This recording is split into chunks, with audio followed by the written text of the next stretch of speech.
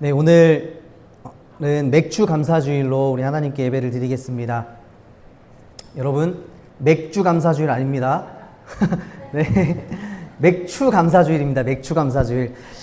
이 맥주 감사주일은 추수감사주일과 같이 한 해 동안 하나님께서 우리에게 베풀어 주신 그 은혜에 감사해서 하나님 앞에 마음을 다해서 우리가 하나님 앞에 예배를 드리는 것이 그 본래의 목적이라고 할 수 있습니다. 여러분들, 이 추수감사주일은 어디서 언제 시작됐냐면요, 미국에서 처음 시작됐다고 합니다.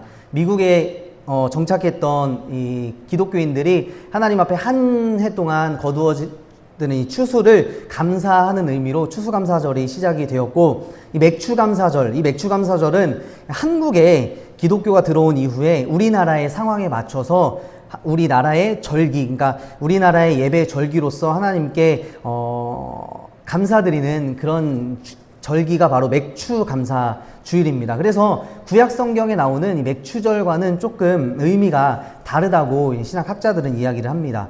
그러나 더 중요한 것은 이 하나님께 감사하는 마음을 담아서 예배한다라는 것이 아주 더 중요하다라는 것입니다.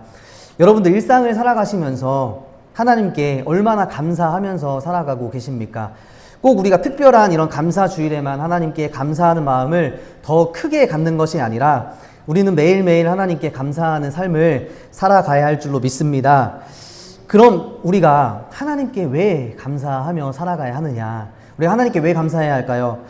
그 이유를 우리가 찾으려면 우리가 진리의 말씀인 성경 말씀에서 감사를 찾아볼 때 우리가 하나님께 감사하는 이유를 우리가 확실하게 알 수 있다라는 것인데요. 제가 한글 성경 기준으로 성경에서 감사라는 말을 찾아보니까 신구약 통틀어서 190번 이상 기록이 되어 있습니다. 이 구약의 경우에는 보통 감사의 제물, 감사의 예물이라는 구절로 많이 기록이 되어 있고, 우리가 새벽마다 묵상하는 시편에서만 감사라는 말이 거의 70번이 넘게 사용이 되고 있었습니다. 대부분의 시편에서 하나님께 감사하라, 내가 하나님께 감사하노니 라는 이런 시편 기자의 권고에서 이 감사라는 말이 많이 쓰였다라고 볼 수가 있습니다.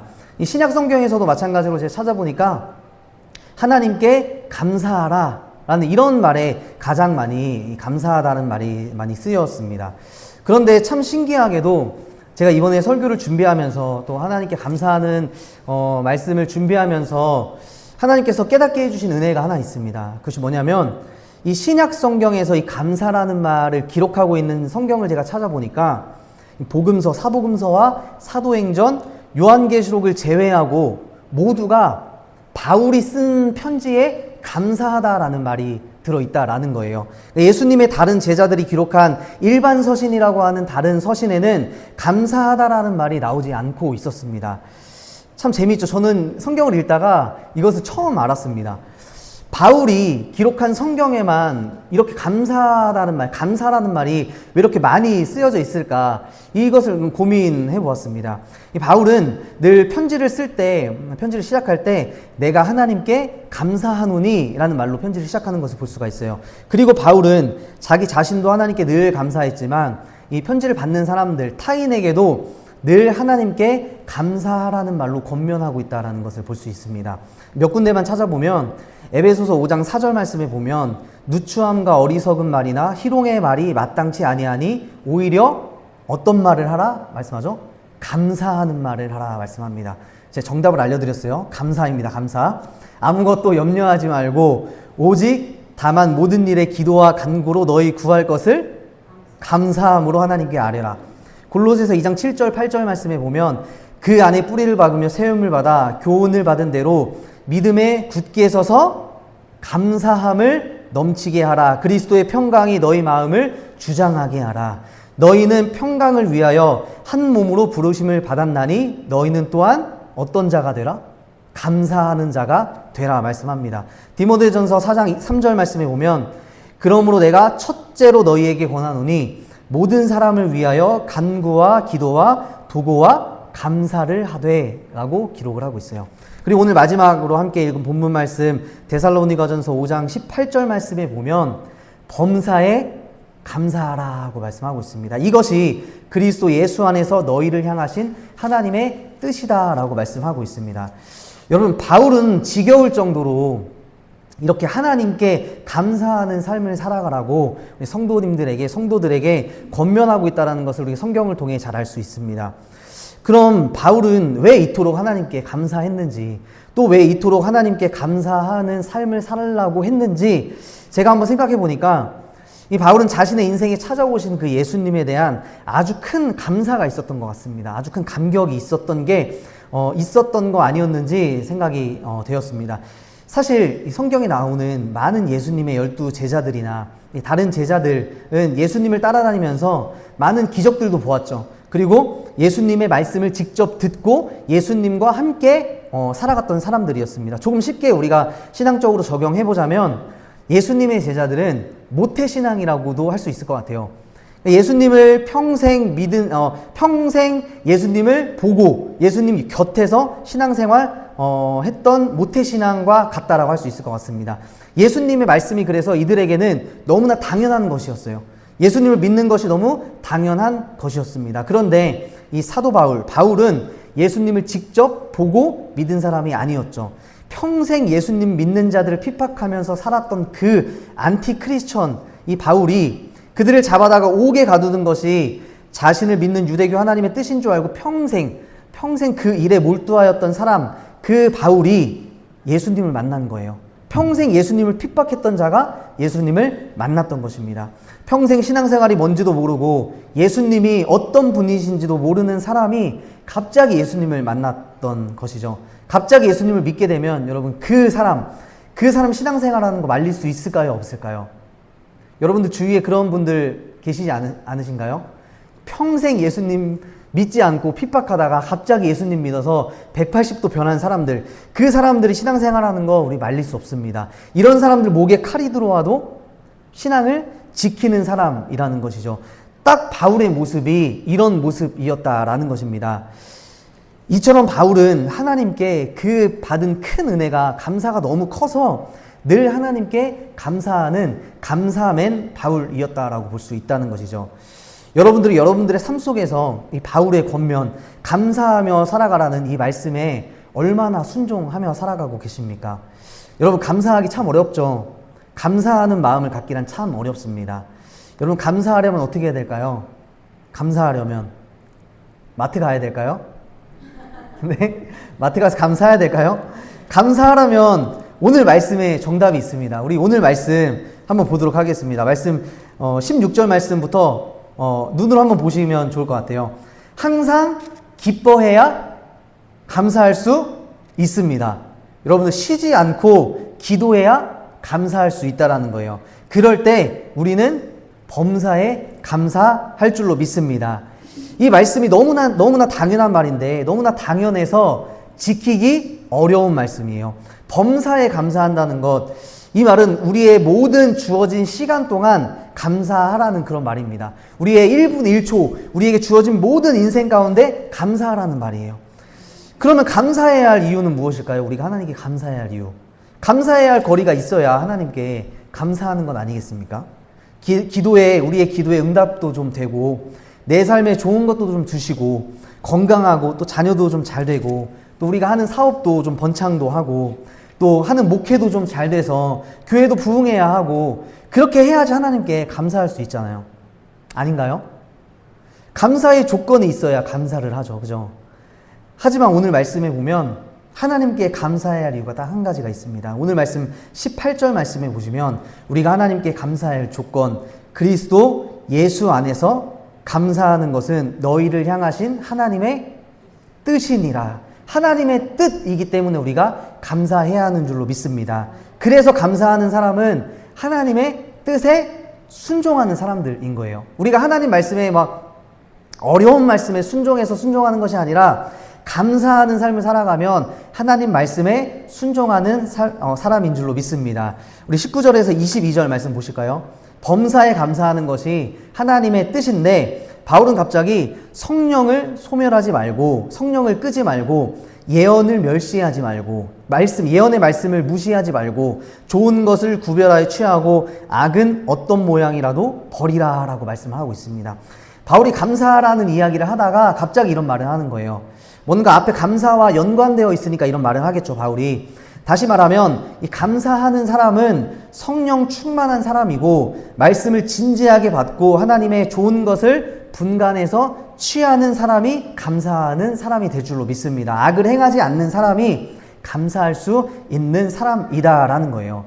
여러분들 잘 아시겠지만 우리 일상에서 감사라는 것 잘 나오지 않습니다. 여러분 감사 잘 나오십니까? 잘 안 나옵니다. 우리가 작은 것에도 아주 작은 것에도 감사하는 것 너무나 어려운 일입니다. 그러나 오늘 말씀에 따르면 감사하는 사람은 성령을 소멸하지 않는 사람이에요. 성령 충만해야 감사가 나온다는 거예요. 우리가 그냥 감사가 나올 수 없습니다. 우리 안에 성령이 충만해야지 감사가 나온다는 것을 기억하시길 바랍니다. 그리고 하나님의 말씀을 내 삶에서 진지하게 받아들일 때 우리의 힘으로 감사하는 것이 아니라 하나님의 힘으로, 성령이 주시는 힘으로 감사가 나온다라는 거예요. 그래서 이 감사라는 것은 우리가 주신 것에 감사하는 것이 아니라 그냥 감사해야 하는 것인 줄로 믿습니다. 주셔도 감사, 안 주셔도 감사, 기도에 응답해 주셔도 감사, 안 해 주셔도 감사, 아파도 감사, 안 아파도 감사, 힘들어도 감사, 안 힘들어도 감사, 기뻐도 감사해야 되고 안 기뻐도 감사해야 되고 맥주 감사절이어서도 감사해야 되고 아니어서도 감사해야 되고 이렇게 감사해야지 그것이 범사에 우리의 모든 시간 동안 하나님께 감사하는 것인 줄 믿습니다. 그래서 여러분 올 상반기 동안 하나님께서 우리에게 주신 것에 대한 감사하는 오늘 맥주감사 주일 예배를 드리면서 우리의 감사의 체질이 변화되기를 소망합니다. 우리가 감사의 조건을 달고 하나님 앞에 감사하는 것이 아니라 하나님의 뜻이기에 모든 것에 감사할 수 있는 믿음이 있으시기를 축복합니다. 그래서 여러분 오늘 집에 가셔서 A4 용지 한 장 놓으시고 감사했던 것들 한번 적어 보시길 바랍니다. 그런데 제가 예언을 하나 할게요. 감사의 조건들을 달아서 감사의 제목을 쓰면 여러분 한 페이지 A4 용지 한 페이지도 채우기 어려울 겁니다. 제가 한번 써봤거든요. 한 페이지도 우리가 감사 조건을 달아서 써보면 감사할 일이 많이 없어요. 그런데 제가 지난 12월 재작년 12월 있었던 일인데요. 이전에 제가 사역했었던 교회를 사임하면서 감사한 일들을 써서 감사 노트를 써서 구역별로 발표하는 시간이 있었습니다. 그때 제가 목회자 대표로 이제 새로 오신 담임 목사님께서 목회자 대표로 이제 목사님이 해보시면 어떻겠냐고 해서 이제 감사의 일을 적어보았던 적이 있습니다. 그것을 함께 나누려고 하는데요. 제목이 이거예요. 2023년 우리 가정 감사 제목이라는 제목입니다. 근데 부제목이 있어요. 모든 것이 나의 계획과 뜻대로 되지 않는 아는 것을 중심으로 라는 제목이에요. 그러니까 하나님의 뜻대로, 내 뜻대로 되지 않고 하나님의 뜻대로 된 것을 중심으로만 제가 적어 보았습니다. 제가 처음에 이제 서울로 올라왔을 때 이제 대학원 박사과정에 들어가려고 서울에 올라왔던 거 지난번에 말씀드렸죠. 그런데 박사과정 공부하기 위해서는 아주 시간이 많이 필요합니다. 공부할 시간이 넉넉히 필요한 게 이 박사과정 대학원 생활이라고 합니다. 그런데 제가 그 전에 사임했던 교회에서 이제 박사과정 간다고 목사님께 사임 말씀을 드리고 그 이제 사임 말씀을 드리기 바로 한 주 전에 저희 라임이가 저희 아내 뱃속에 찾아왔습니다. 목사님께는 이제 공부하러 올라간다고 말씀을 드렸는데 인사드리기 갑자기 한 주 전에 우리 라임이가 뱃속에 찾아왔다라는 것을 알게 되었어요. 그리고 나서 이제 아내와 제가 조금 걱정을 했습니다. 무슨 걱정을 했냐면 어떤 걱정을 했을까요? 첫째는 아들이어서 감사했지만 하이마 귀 막아라.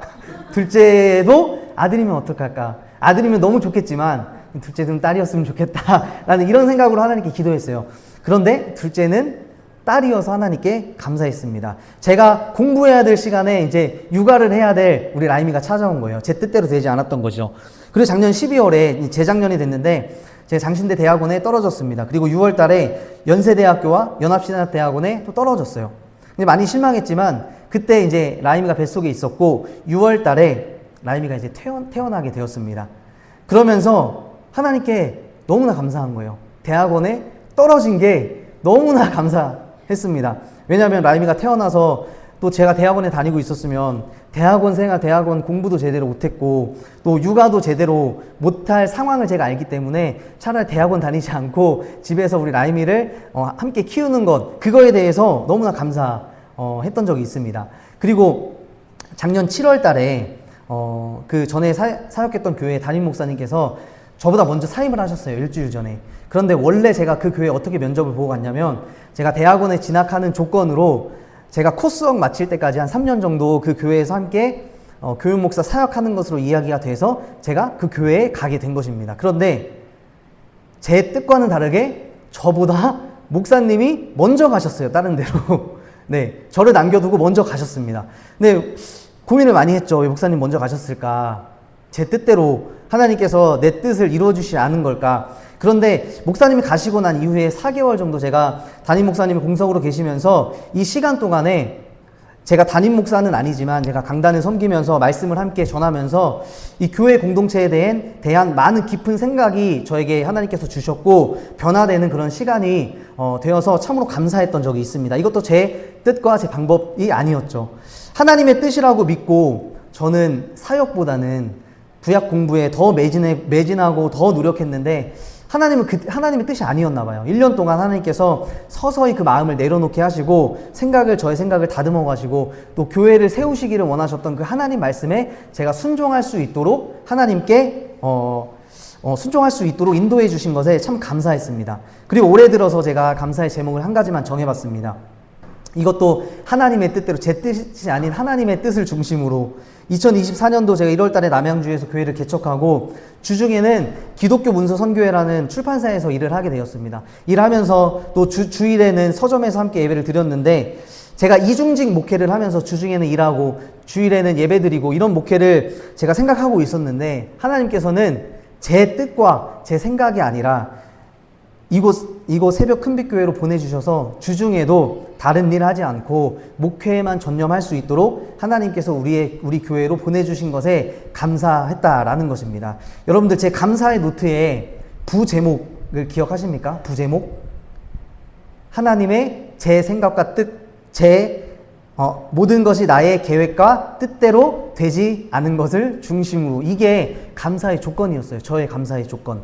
제 생각대로 원하는 대로 주시지 않은 것에 감사했다라는 것입니다. 여러분들, 내가 원하는 대로 하나님 주시지 않아서 감사할 수 없는 게 아니라 뒤돌아보면 주시지 않아서 감사하는 것입니다. 여러분들 믿으십니까? 믿으세요, 여러분? 주시지 않아서 감사하는 거 믿으세요? 제가 정말 후회하는 것이 한 가지 있습니다. 학생 때 영어 공부 열심히 못했던 것.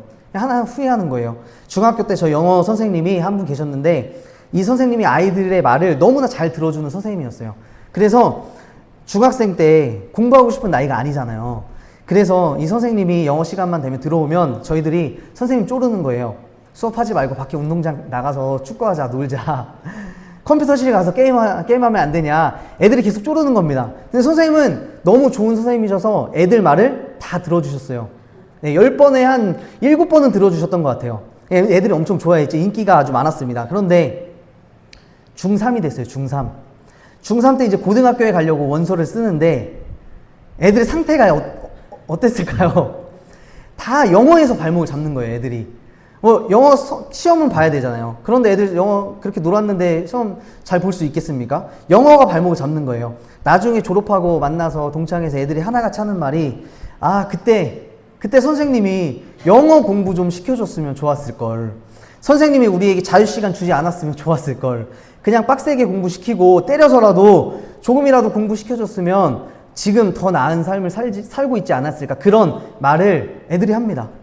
하나님도 마찬가지시라는 거예요. 우리의 인생 바로 코앞밖에 볼 수 없지만 하나님은 여러분들의 인생 이미 우리를 어떻게 사용하시고 어떻게 이끌어 가실지 훤히 다 아시는 분이기 때문에 우리가 기도한 대로 안 주실 수도 있다라는 겁니다. 주시면 안 돼요. 하나님 입장에서는. 그래서 우리는 기도한 대로 안 주셔서 감사합니다. 우리 이렇게 기도의 체질이 변화해야 할 줄로 믿습니다. 그렇게 우리의 기도가 바뀌어야 한다라는 것입니다. 그래서 내 계획과 뜻대로 되지 않는 것에 감사합니다. 하나님 뜻대로 인도해 주시옵소서. 이렇게 우리의 감사의 체질이 바뀌시는 여러분들의 삶이 되시길 주님의 이름으로 소망합니다. 함께 기도하겠습니다.